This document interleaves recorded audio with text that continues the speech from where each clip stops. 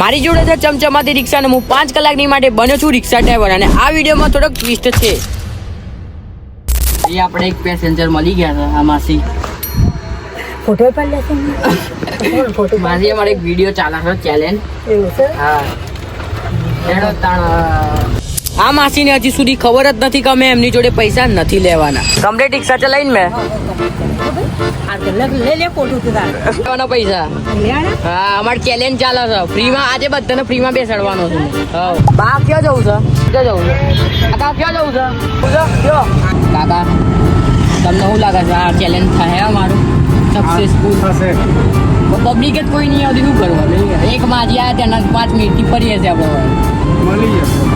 અત્યારે અમારે એક બીજા કસ્ટમર મળ્યા છે જે છે હાય કહો અમારા ઓડિયન્સના. તમે અમારી ચેનલમાં ના હોય તો પ્લીઝ સબસ્ક્રાઈબ કરો અને અમારા વિડીયોને લાઈક કરો અને વધુ શેર કરો.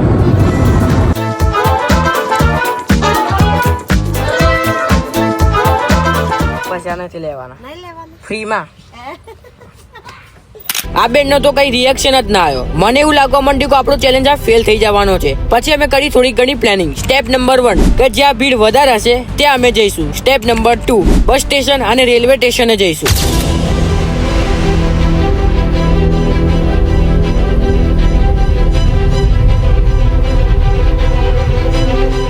ત્રણ કલાકમાં અમે ઘણા બધા લોકોને બેસાડી દીધા.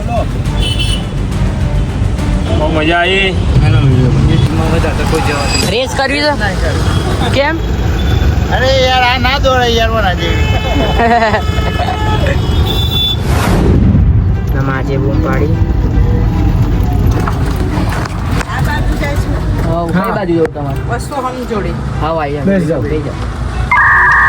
બસ કે જમ સાગર પર હા વાંધો નહીં બેસ જાઓ બેસ જાઓ બેહી જાઓ. ના દામે બેસ જાઓ. હવે આપણે બધા વિડીયો ઉતારીએ છીએ એટલે પાછી પાડી પડી. આસી હેડો. ગાઈઝ હવે અમે પાણી પી લીધું છે. હવે આપણે જઈશું બીજી જગ્યાએ.